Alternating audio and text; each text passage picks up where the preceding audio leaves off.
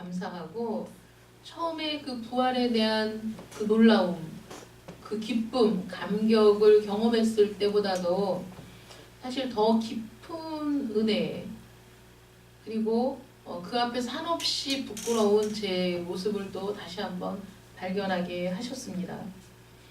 오늘 말씀을 보시면 이제 누가복음 24장 우리가 13절부터 말씀을 보았는데, 그 앞부분에 보면 부활의 그 증인이 아니라 빈 무덤의 증인들이 이제 나옵니다.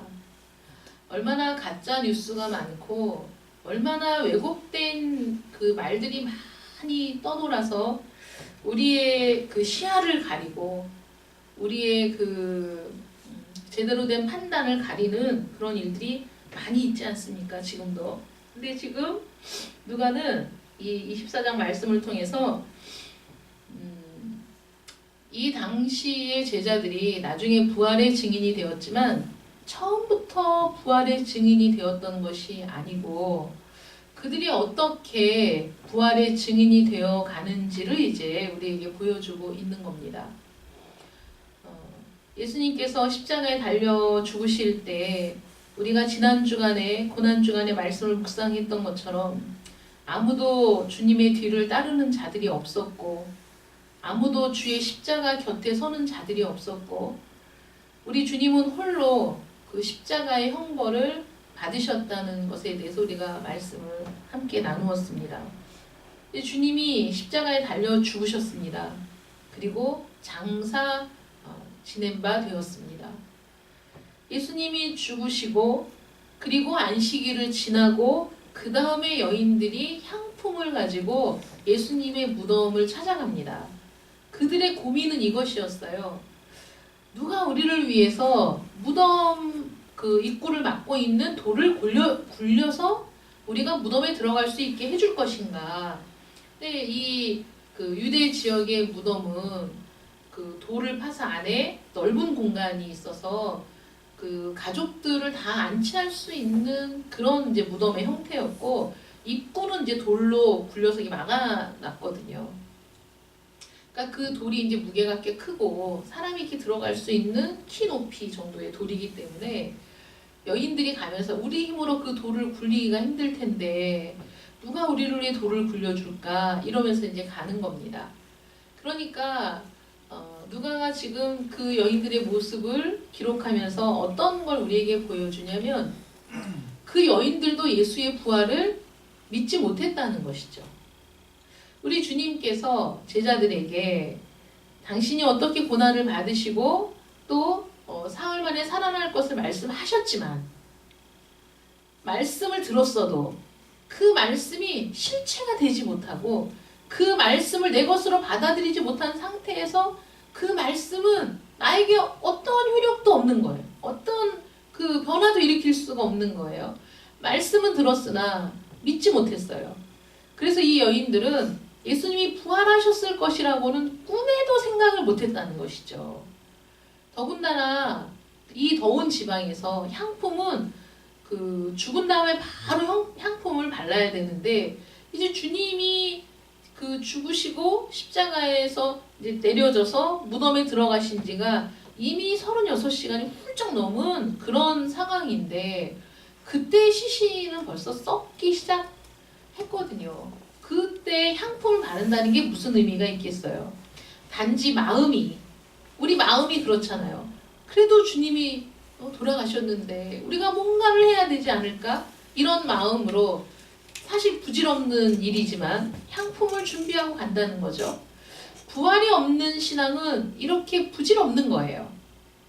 죽으신 주님의 몸에 향품을 바르기 위해 향품을 준비하고 가는 사람들과 똑같은 겁니다. 부활을 믿지 못하는 사람은 헛된 수고를 하는 거죠. 우리가 지난주에 우선순위에 대해서 말씀을 같이 나누었는데 우리 그 많은 사람들이 우선순위에 대해서 얘기해도 그들이 하나님으로부터 출발하지 않는 우선순위를 갖고 있다면 그거는 어떤 우선순위를 세우든지 간에 다 무용지물이다. 아무 소용이 없는 것이다. 왜 그런지 아세요? 우리가 우선순위를 세운다는 건 내 인생을 보다 가치 있게 만들기 위해 우선순위를 세우는 겁니다. 내가 우선순위를 세운다는 건 시간을 가치 있게 사용하기 위함이고 내가 노력하고 투자하는 일들이 훨씬 더 많은 결실을 맺도록 하기 위해서 우선순위를 세우는 건데 우리가 하나님 없이 세우는 우선순위는 그 끝은 멸망이고 그 끝은 아무 소망이 없기 때문이죠. 그러니 하나님으로부터 출발하지 않는 우선순위는 아무 의미가 없는 거예요. 결국은 절망인 것이고 결국은 멸망인 것이고 그러니 그 인생을 60, 70, 80을 우선순위를 세워가며 열심히 살았다고 해도 결국 끝은 소망이 없는 죽음이라는 것이죠. 그런데 하나님으로부터 출발된 인생, 내 모든 우선순위가 하나님을 첫 번째 자리에 두고 세워놓은 우선순위가 된다면 비록 물질이 없을 수 있고 비록 배움이 부족할 수는 있겠지만은 그러나 그 사람의 인생은 그 마지막은 소망이기 때문에 의미가 있는 거라는 거예요. 그래서 우리 인생의 우선순위는 언제나 하나님으로부터 시작해야 한다는 것이죠. 그런데 하나님으로부터 시작되는 그 우선순위의 인생은 무엇을 바탕으로 해야 되느냐? 예수의 부활을 바탕으로 해야 된다는 거예요. 왜냐하면 이 여인들처럼 부활을 믿지 못하는 사람의 열심, 부활을 믿지 못하는 사람의 헌신, 부활을 믿지 못하는 사람의 최선이 무슨 의미가 있느냐 하는 거예요. 죽은 예수의 몸에 향품을 바르는 것이 무슨 의미가 있겠습니까? 다 썩어질 것이고 무너질 것이고 없어질 것인데 그런데도 부활의 신앙이 없는 사람들이 이런 신앙생활을 잘 곧잘 할 수 있다니까요. 남들이 볼 때는 헌신적이고 최선을 다하는 것 같고 그런데 신앙생활을 할수록 소망이 없어. 신앙생활을 열심히 할수록 그 마음에 기쁨이 없어요. 탄식하며 가는 거죠. 누가 우리를 위해서 그 무덤에서 그 무덤의 돌을 굴려줄까? 그런 걱정과 근심을 가지고 갔는데 무덤의 돌은 굴려져서 무덤 안으로 들어갈 수 있게 되어 있었고 그리고 그 무덤은 비어 있었던 것이죠. 그러니까 이 여인들은 빈 무덤의 증인이에요. 왜냐하면 그건 확실한 거예요. 사실 우리가 어떤 일에 대해서 막 이야기가 나오면 그거 팩트야? 팩트 체크를 해야 되잖아요. 근데 이 여인들의 말은 팩트죠. 야 우리가 갔는데 무덤이 비어 있었어. 사실입니다. 무덤은 비어 있었어. 이게 어떻게 된 일이지? 놀라서 서 있는데 천사를 만났다는 거죠. 두 사람의 천사를 만났어요. 그가 여기 계시지 않고 살아나셨다고 천사들이 얘기했다는 거예요. 팩트죠. 사실이잖아요. 그렇게 들었으니까. 그런데 그 천사들이 이 여인들에게 한 얘기가 그냥 야 주님이 여기 계시지 않고 살아나셨어. 이렇게만 얘기한 게 아니라 주님이 평소에 그들을 가르치신 그 말씀, 주님이 평소에 그들에게 하셨던 그 말씀을 하는 거예요. 천사들이. 뭐라고 얘기하냐면 7절 말씀 보시면 인자가 죄인의 손에 넘겨져 십자가에 못 박히고 제3일에 다시 살아나야 하리라 하셨느니라. 천사들이 이렇게 얘기했다는 거예요. 그러니까 이 여인들이 부활한 주님을 목격한 건 아니고 빈 무덤을 목격했고 그 빈 무덤에 서 있던 두 천사를 만났는데 그 두 천사가 단지 말로만 예수가 살아나셨고 여기 계시지 않는다라고 얘기한 것이 아니라 그들이 이미 전에 들었던 예수님께서 직접 하셨던 그 말씀을 상기시키고 야 그렇게 말씀하시지 않았니? 예수님이 너희에게 이렇게 말씀하셨잖아. 정말 그 말씀대로 살아나셨다. 이렇게 얘기했다는 거예요. 그러니까 그 여인들이 우리가 가서 예수님이 부활하셨다고 하면 제자들이 믿을까? 믿지 못하겠지. 너무 놀라운 일이니까. 너무 놀라운 일이니까 믿지 못했던 거예요, 여러분. 제자들도 무조건 예수님이 하신 말씀을 무조건 다 믿은 게 아닙니다. 예수님이 말씀하셨을 때 그들이 이런 말씀을 하셨지만 그들이 부활을 믿지 못했던 건 그거는 이때까지는 있지 않았던 일이기 때문이에요. 노아 시대에 홍수에 대해서 노아가 그렇게 얘기했어도 사람들이 그 사실을 믿지 않고 비웃었던 이유는 이때까지 그런 일이 없었기 때문입니다. 그런데 예수님이 부활에 대해서 말씀하셨어도 부활이 정말 어떤 것인지 이들이 전혀 와닿지 않은 거예요. 예수님이 하신 말씀이니까 그냥 들었지만 그게 무슨 의미인지를 정말 깨닫지 못했던 것이죠. 그 여인들이 정말 말씀하셨던 대로 예수님이 살아나셨다고 천사들이 얘기했노라, 이렇게 이제 그 제자들에게 얘기를 한 거죠. 근데 그 말을 들었어도 열한 사도가 또 다른 모든 그 믿음의 형제들이 그 말을 들었어도 그 말이 11절 말씀 보세요. 사도들은 그들의 말이 허탄한 듯이 들려서 믿지 않았다는 거예요. 여러분, 사실 우리 모든 세상 사람들의 반응이 이런 거 아니겠어요? 부활에 대해서 얘기할 때 말도 안 되는 소리 하고 있네. 그 말이 허탄한 것처럼 들렸다는 거예요. 분명히 주님이 십자가에 달리시기 전에 말씀하셨거든요. 이런 말씀을. 그런데도 주님이 행하시는 놀라운 기적, 주님이 행하시는 그 권능, 그런 것들을 보면서도 이 말을 믿지 못했다는 거예요. 이게 우리의 한계인 거예요. 믿어지지가 않아요. 이 여인들이 와서 이런 일이 있었다고 얘기를 해도 그것이 허탄하게 들려. 말도 안 되는 소리로 들려서 그들이 믿지 않았어요. 그런데 베드로는 혹시나 하고 무덤에 달려가 보니까 세마포만 보였어요. 정말 빈 무덤이었어요. 자, 베드로도 빈 무덤의 증인이에요. 사실이에요. 무덤이 비었다는 거예요. 분명히 예수를 거기에 두고 예수의 시신을 그 로마 병사들이 지키고 있었는데 밀봉하고, 그런데 그 무덤 문은 열렸고 그 무덤 안은 비어 있었다는 것이죠. 빈 무덤의 증인들이 이렇게 많은 거예요. 이런 일이 일어났었어요. 근데 그날의 그들 중에 그 말을 들었던 두 사람, 이 두 사람이 예루살렘에서 25리 되는 엠마오라 하는 마을로 이제 가는 중인데요. 25리가 그 당시 그 거리의 단위로 얘기하면 60스타디움입니다.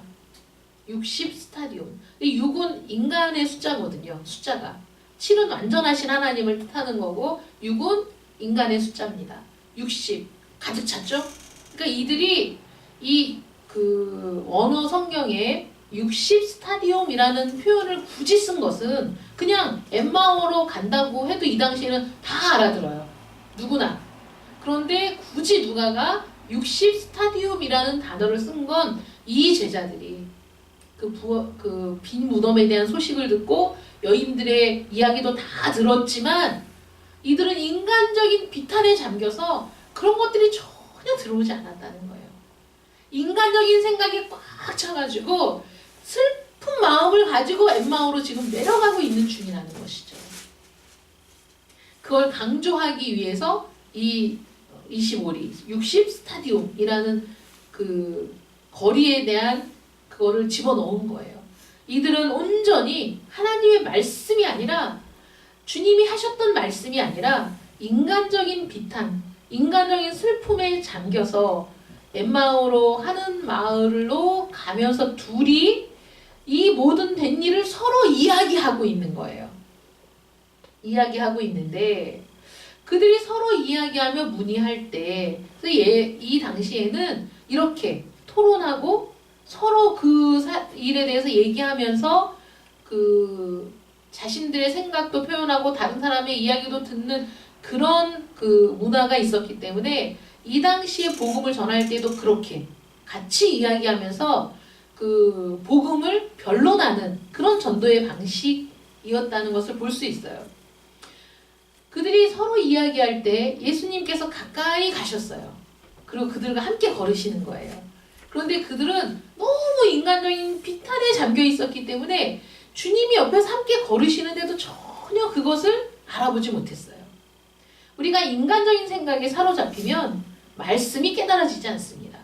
인간적인 생각에 사로잡혀 있으면 예수님이 누구인지 보이지도 않습니다. 그러면서 얼마나 열심히, 얼마나 신중하게, 얼마나 슬픔에 잠겨 그 일들을 이야기했겠어요. 이들이 막 이야기하니까 예수님이 이제 같이 동행하시다가 너희가 길 가면서 서로 주고받고 하는 이야기가 도대체 무슨 얘기냐 하고 이제 물어보셔요. 그러니까 두 사람이 슬픈 빛을, 지금 이 사람들은 막 가슴이 터질 것 같은 거예요. 너무 가슴이 아픈 거예요. 그러니까 이제 길을 가다가 옆에 가는 사람이 그렇게 물어보니까 그 슬픔이 복받쳐서 걸음을 멈추고 머물러 서서 이렇게 얘기합니다. 그 중에 한 사람인 글로바라 하는 사람이 당신이 예루살렘에 체류하면서도 요즘 거기서 된 일을 혼자만 알지 못하느냐. 그러니까 엠마오로 가는 길은 예루살렘에서 가는 그 길이기 때문에 이 옆에서 지금 같이 걷는 사람도 당연히 예루살렘에 있다가 오는 사람이라고 생각할 수 있어요. 근데 당신 혼자만 왜 그 일을 모르느냐 이렇게 얘기해요. 그러니까 이제 예수님이 무슨 일이냐 하고 물어보시니까 나사렛 예수의 일이다 얘기하죠. 여러분 잘 보세요. 19절 말씀에 나사렛 예수의 일이니 그는 하나님과 모든 백성 앞에서 말과 일에 능하신 선지자이거늘 우리 대제사장들과 관리들이 사형 판결에 넘겨주어 십자가에 못 박았느니라. 이 글로바의 말은 팩트입니다. 사실이에요. 이런 일이 일어났다는 거예요. 대다수의 유대인들은 이렇게 생각하고 있는 거예요. 자신들도 모르게 동조해서 십자가에 못 박으라고 그 선동되어 소리를 지르긴 했는데 일이 끝나고 나서 이들의 마음에 찾아온 생각은 그거죠. 야, 그래도 예수께서 하신 일, 그분이 하신 말씀, 그런 걸 생각하면 참 이분 대단한 그 선지자라고 생각했는데 특별히 잘못한 것도 없는데 그런데 대제사장들과 관리들이 사형 판결에 넘겨주어서 너무 신속하게 사형이 결정되고 확정되고 사형 집행도 신속하게 이루어진 것이죠. 그런 일들이 이건 지금 사실을 얘기하고 있는 거예요. 이런 일이 일어났다. 그러면서 21절에 이 사람이 이스라엘을 속량할 자라고 바랐다는 거예요. 여러분 속량이라는 말은 대가를 지불하다 이런 뜻이거든요. 이스라엘 사람들이 우리를 속량할 자라고 얘기하는 것은 성경이 그렇게 예언되어 있기 때문이에요. 속량하다. 하나님과 우리 사이에 넘을 수 없는 벽이 생겼고 강이 생겼는데 우리가 하나님 앞에 갈 수 있는 유일한 길, 우리의 모든 죄를 대속하실 분, 우리의 모든 죄값을 지불하실 분으로 여겼다는 것이죠. 그러면 당연히 십자가에 달리시는 게 당연한 일 아니겠어요? 그분이 고난을 받으시는 건 너무 당연한 일 아니겠습니까? 우리가 당할 고난을 대신 당하셔야 되고 그가 채찍에 맞음으로 우리가 나음을 입었다. 그가 수치를 당함으로 우리가 하나님과 평화를 누리게 되었다는 말씀들이 이미 예언되어 있는데 그런데 그분이 십자가에 넘겨져서 죽으시는 걸 보면서도 이게 말씀을 알고 있으나 깨닫지 못하는 상태, 지식이 있지만 지식이 믿음에 이르지 못하는 상태, 그런 상태에 있는 거죠. 이 사람들이. 그러니까 말로는 이게 줄줄줄 얘기하는 거예요. 야, 그분이 우리 이스라엘을 속량할 자라고 기대했다는 것이죠. 그러나 그 사실을 말하면서도 자신들이 정작 기대했던 것이 무엇인지를 또 모르는. 그러니까 우리는 우리 자신을 잘 모르는 거예요. 우리가 얼마나 편견에 사로잡히기 쉬운 존재인가? 우리가 보고 싶은 것만 보는 존재들인가? 우리가 얼마나 수많은 사실들 앞에서도 그 모든 사실들이 말하고 있는 진실이 무엇인지를 보지 못하는 존재들인가를 우리가 오늘 본문을 통해서도 너무 분명하게 알 수 있다는 거예요. 모든 지식을 갖고 있어. 모든 팩트를 알고 있어. 그런데도 그 모든 것들이 가리키는 유일한 진실이 무엇인지를 볼 수 없었던 자들인 거죠. 이 사람들이. 그리고 이렇게 얘기해요. 근데 그 십자가의 죽은 사건이 일어난 지가 사흘째 되는 날이다, 오늘. 또한 우리 중에 어떤 여자들이 우리로 놀라게 하였으니 이는 그들이 새벽에 무덤에 갔다가 그의 시체는 보지 못하고 와서 그가 살아나셨다 하는 천사들의 나타남을 보았다 함이라. 이 사실들을 쭉 연결시키면 이게 무슨 일인지를 파악할 수 있어야 되는데 이 사실들을 열거하면서도 무슨 일이 일어났는지를 믿지 못하는 사람들. 인간적인 슬픔에만 잠겨있는 사람들이죠. 또 우리와 함께 한 자 중에 두어 사람이 무덤에 가서 과연 여자들이 말한 바와 같음을 보았다. 그러니까 그 여자들의 말이 사실이라는 것을 또 확인했다. 예수는 보지 못했다는 거예요. 그러니 여인들이 빈 무덤의 증인이에요. 베드로와 요한도 빈 무덤의 증인입니다. 천사들이 또 그렇게 얘기했다고 여인들이 얘기했어요. 성경에 예언된 것을 알고 있어요. 예수님이 하신 말씀도 알고 있어요. 그리고 지금 무덤이 비어있으니 이 제자들의 마음이 심란한 거예요. 왜 심란하냐? 부활을 믿지 못하기 때문에 심란한 거예요. 어떻게 된 일이냐? 이렇게 고민하고 있는 거죠. 지금 내려가면서. 이게 도대체 어떻게 된 일이냐? 모든 사건의 전말을 파악할 수 있는 단서들은 다 나와 있는 거예요. 예수님이 부활하셨다는 것을 우리가 인정하기만 하면 이 모든 것들이 너무나 명백하게 보이는 일인데, 부활했다는 걸 믿지 못하기 때문에 그 사실들을 계속 얘기하면서 고민하고 있는 거예요. 그러니 이 당시의 제자들도 부활이라는 사실을 믿는 것이 얼마나 힘들었는지 알 수 있는 겁니다. 명백한 사실들을 나열하면서도 결국 그 모든 것들이 가리키는 유일한 결론, 아, 예수님이 말씀하신 대로 살아나셨구나. 거기까지는 이 생각이 미칠 엄두조차 내지 못했던 거죠. 그러니 결론을 배제하고 그 안에서 고민하고 있으니 말한들 뭐해? 계속 쳇바퀴 돌듯이 또 얘기하고 또 얘기하고, 여자들이 그랬대, 베드로도 가서 봤대, 이러면서 돌고 돌고 돌지만 유일한 결론에는 이르지 못하는 답답한 상황인 거죠. 지금 답답한 상황. 그때 우리가 오늘 읽진 않았지만 25절 말씀 보시면, 25절 말씀 우리 함께 읽을까요? 시작. 이르시되 미련하고 선지자들이 말한 모든 것을 마음에 더디 믿는 자들이여, 그리스도가 이런 고난을 받고 자기의 영광에 들어가야 할 것이 아니냐 하시고. 우리 주님의 심정이 이해가 되세요? 답답하죠? 야, 모든 게 다 드러났는데 이렇게 믿지 못하니? 야, 너희 마음에 그렇게 깨닫는 게 없니? 미련하고 선지자들이 말한 모든 것을 마음에 더디 믿는 자들이요. 여러분, 예수님을 따르던 제자들이 이랬다는 거예요. 부활이라는 것을 믿기가 어려워서, 부활하셨다는 것을 믿는 게 너무 어려운 일이어서. 왜 어려웠습니까? 이 세상에 한 번도 그런 일이 일어난 일이 없어요. 그런 일은 불가능한 일이요. 지금도 불가능한 일이죠, 여러분. 불가능한 일이고, 일어난 적이 없던 일이고, 뭐 에녹이 죽음을 보지 않고 하나님이 데리고 가셨다는 말은 있지만, 이거는 죽었다가 살아나셨어? 그 죽음을 이기고 십자가에 못 박히셨는데 완전히 숨이 끊어졌고 옆구리에는 창으로 찔러서 물가피가 다 쏟아졌는데 다시 살아나셨다? 믿기가 어려운 일이었던 거죠. 그런데 모든 사실들은 뭘 말하고 있어요? 그가 살아나셨다는 걸 말해주고 있다는 것이죠. 이 당시에 이 성경이 기록되기 전에 이들은 모든 사실을 파악하고 있었고, 그 사실들 속에서 고민하면서 부활이라는 그 최종적인 진리 결론에 도달하지 못해서 방황하는 모습을, 우리는 이들의 모든 모습을 고스란히 기록한 이 글을 보고 있어요.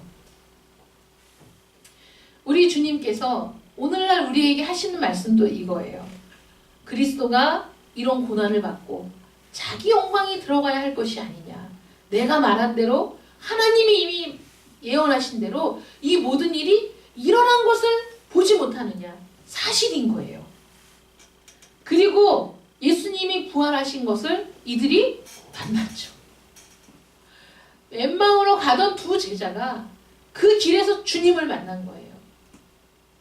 우리 주님이 이들에게 나 여기 있다 이렇게 나타나지 않으셨어요. 그냥 옆에서 동행하셨어요. 그리고 제자들이 하는 말을 들었어요. 이들이 어떻게 이걸 풀어갈까? 근데 돌고 돌고 돌아도 끊임없이 고민하고 끊임없이 슬퍼하고 그런 일이 왜 이런 일이 일어났을까? 그게 무슨 뜻일까? 아, 이게 어떻게 된 일이지? 해결이 안 나는 거죠. 거기에 간섭하셔서 그들이 알고 있는 일들이 무엇인지를 확인하시고, 그리고 야, 그렇게까지 알고 있는데 부활이라는 것에 너희가 도달하지 못하는구나. 이 미련하고 선지자들이 말한 것을 더디 믿는 자들이요 하면서 그 뒤에 말씀 보시면 모세와 모든 선지자의 글로 시작해서 성경에 기록된 예수 그리스도에 관해 기록된 모든 것을 자세하게 설명해 주셨다는 거예요. 그때 그들의 마음이 뜨거워지고 그들의 눈이 열려지면서 말할 수 없는 감동에 휩싸이게 된 거죠. 주님이 헤어졌을 때, 주님이 그들 곁을 떠나셨을 때 그들이 야, 성경을 풀어주실 때 우리 마음이 뜨겁지 아니하더냐. 야, 우리 안에 그 성령의 충만함이 있지 않더냐. 이들이 바로 엠마오로 가다가 예루살렘으로 가서 자기에게 일어난 일을 얘기하는 증인이 되죠. 이런 부활의 증인이 그냥 된 게 아닙니다. 당연히 된 게 아니에요. 모든 제자들이 그런 씨름이 있었던 거예요. 자기의 불신앙과 싸워야 하는 씨름. 그 일어난 모든 사실들 앞에서 굴복해야 되는 씨름이죠. 내 모든 인식과 내 상식과 내가 인간적으로 알고 있던 모든 지식을 뛰어넘는 신적 지식 앞에서 우리 모든 제자들이 그 모든 상황 속에서 마음의 부침을 겪고 씨름을 하며 결국은 그 모든 사실이 가리키는 그리스도의 부활에 굴복하게 된 겁니다. 그래서 그들이 부활의 증인이 된 거예요. 오늘날 우리에게도 주님은 우리가 예수 그리스도의 부활의 증인이 되기를 원하십니다. 왜냐하면 부활의 바탕을 둔 믿음이 아니면 헛것이기 때문에 우리는 매주 교회에 나와 예배를 드려도 우리가 부활을 확신하지 못한다면 우리는 서두에 말씀드린 것처럼 죽은 예수의 시신에 향품을 바르러 가는 그 여인들과 동일한 사람들의 모습일 수밖에 없다는 것이죠. 예수님은 정말 살아나셨습니다. 예수님은 정말 부활하셨어요. 그 부활을 확증한 순간에 모든 그리스도의 제자들이 죽음을 불사하는 믿음의 사람으로 바뀐 겁니다. 그래서 정말 주님 말씀처럼 내 육체는 죽일 수 있으나 내 영혼은 털끝만큼도 건드릴 수 없는 이 세상의 모든 핍박과 박해에 맞설 수 있게 된 거예요. 여러분들이 참된 부활의 증인들 되시기를 축원합니다. 아멘. 여러분들 안에서 지금도 씨름이 일어납니까? 정말 이 사실이 일어났을까? 갈등이 생깁니까? 좋은 일입니다. 갈등이 생겨야 되고 씨름이 일어나야 되고 그리고 우리는 사실을 따라가야 돼요. 왜냐하면 이들은 사실 자기들도 고민한 일이거든요. 자신들도 방황하고 고민하고 이 일이 도대체 무슨 일인가? 그들은 서로 심각하게 얘기하던 이들의 모습을 보면서 우리도 심각하게 생각하고 얘기해야 돼요. 이 일들이 이렇게 일어났는데 사실인데 이 일이 우리를 주목하게 하는 건 예수의 부활이구나. 그 사실 앞에서 내가 그 사실을 받아들이고 믿을 것인지 아니면 여전히 우리는 고민하고 있을 것인지 아니면 우리는 그런 일은 절대 일어날 수 없어 라고 부인할 것인지 주님이 우리 앞에 야 너희에게 이런 일들이 일어났다고 내가 보여줄게. 너희는 어떻게 할래? 미련하고 선지자들이 말한 모든 것을 마음에 더디 믿는 자들이요. 저는 그래도 더디 믿더라도 여러분들이 믿는 자들이 되시길 축원합니다. 아멘. 결국은 선지자들의 말을 예수님의 말을 여러분들 마음속에서 받아들이고 믿게 될 날이 오기를 축원합니다. 아멘. 더디 믿어도 결국은 그 길을 간다면 그게 소망의 길인 겁니다. 아멘. 또 여러분들이 부활을 믿는다고 생각하신 분들이라면 내가 믿는 부활이 과연 성경이 말하고 있는 그 부활의 신앙인가? 정말 예수의 부활이 나의 소망인가?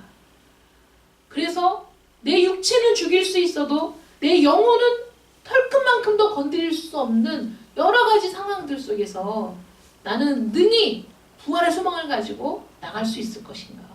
나에게 그런 확고한 부활의 믿음이 있는가를 점검하는 시간들 되시길 축원합니다. 아멘. 예수님과 함께 있었던 제자들도 섣불리 믿지 못했던 일입니다. 예수님과 함께 다녔던 제자들도 부활의 빈 무덤에 대한 여인들의 그 증언을 허탄한 것으로 여겼던 그런 일입니다. 그 정도로 놀라운 일입니다.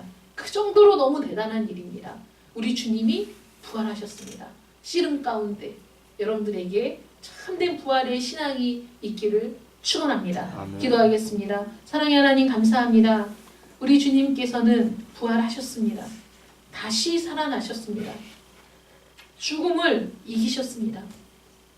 하나님, 우리가 부활하신 주님을 믿지 못한다면 우리의 내세를 어떻게 믿을 수 있습니까?